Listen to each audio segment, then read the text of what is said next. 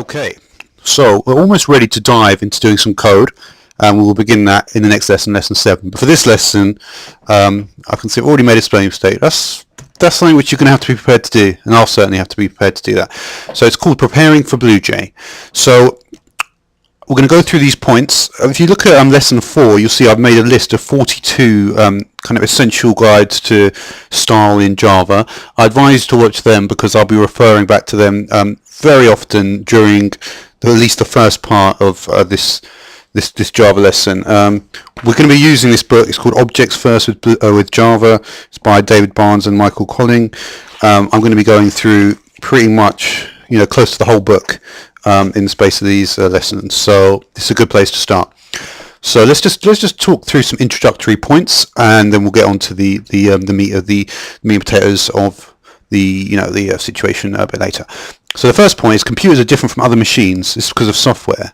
So rather than like a washing machine or a dishwasher or a lawnmower or a UAV in the battlefield, they're all designed for one purpose. But the thing about computers is that computers can do many things.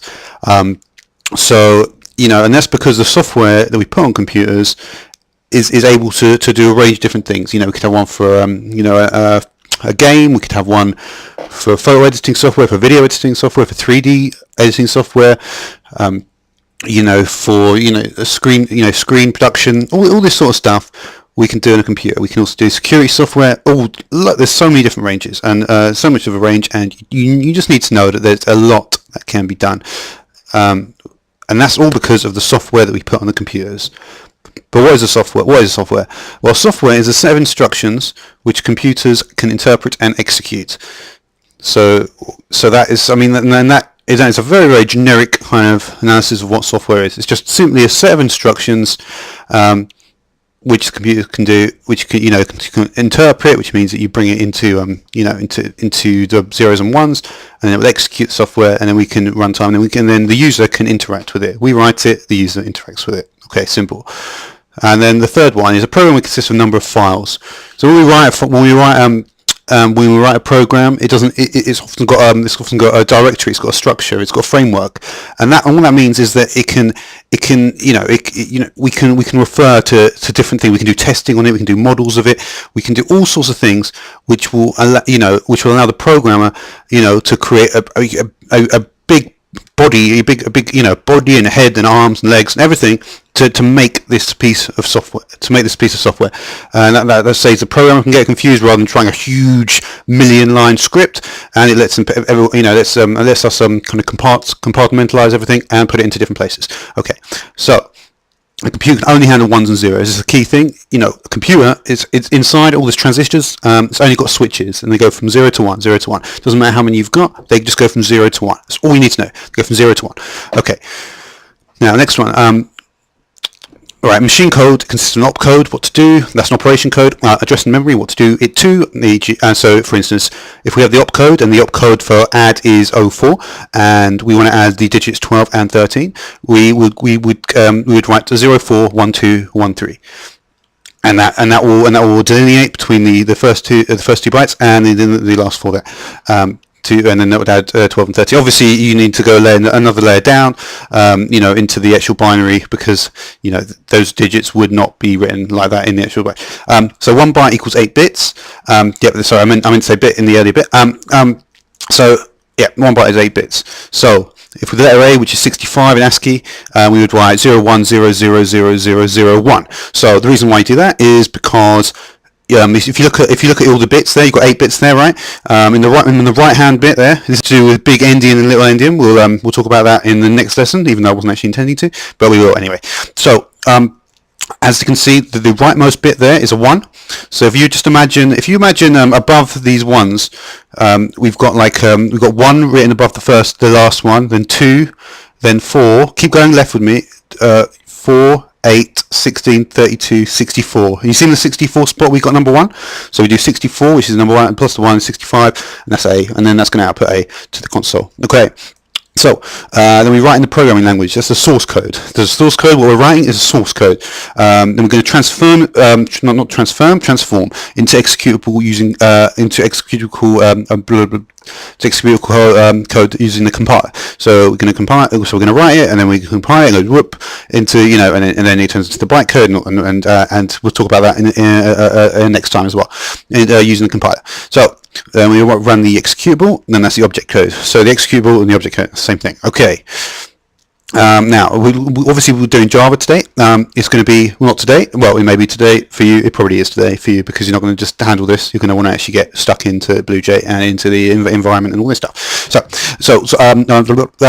Java is a set of keywords with special meanings.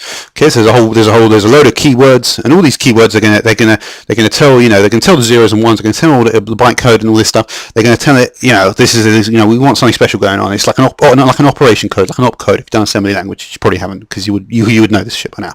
Okay. So it's got a set of keywords with special meanings. Okay.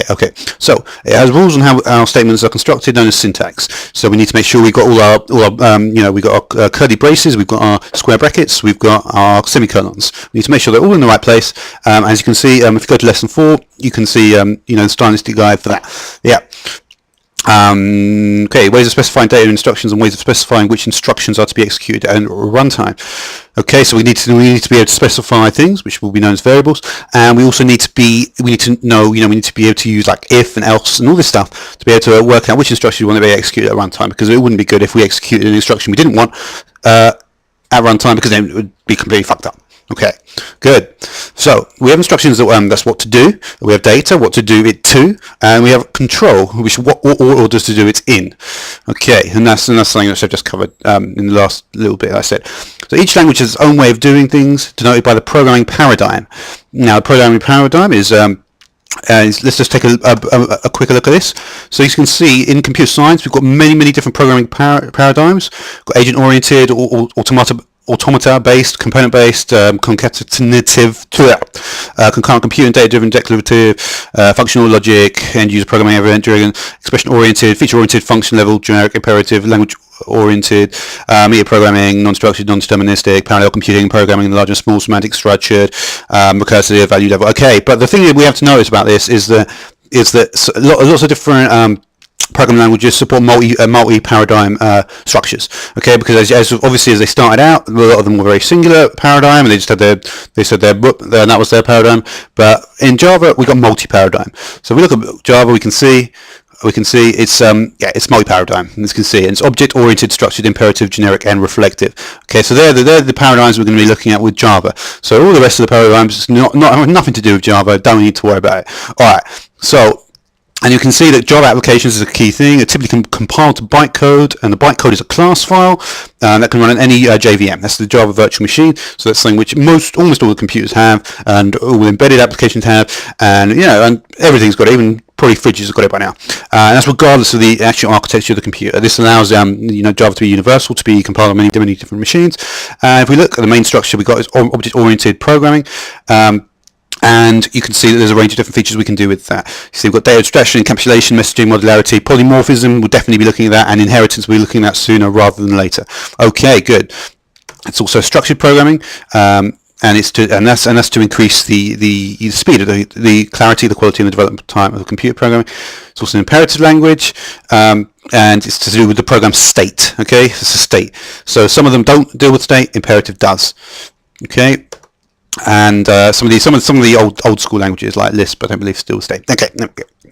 And generic programming. This is very old. Ada. I think is that Ada Lovelace? Maybe Ada Lovelace. Okay, and then Haskell. And Haskell is also something which we'll be moving on to. Probably never actually. Well, I might do. It depends how smart I get. I'm not really very smart. And then reflection. And I've never even heard of this word, reflection programming. Smalltalk. Yeah, that's an important language. I'll tell you that. Because I've heard of that, but I never saw it within this paradigm. But I think it's good to look at it. I think if you're starting out, look at these things within the paradigm, and then it might help. So we've done that section. And the next point we have is each program is not interested in a single operation, e.g. convert £5 to euros, rather interested in doing a class of things, so e.g. a currency convert. So there'll be no point if you just do one single operation. You need to actually be able to provide user input. You need to be able to provide fields which people can put the stuff in. They can put their details. They can put they want to translate £100 into euros. You don't know what they're going to want to do. So if you just write it just for a single one use case, it's going to be a complete waste of fucking time. You need to write it so that everyone can just put whatever details they want into it. That makes it useful, that makes it functional.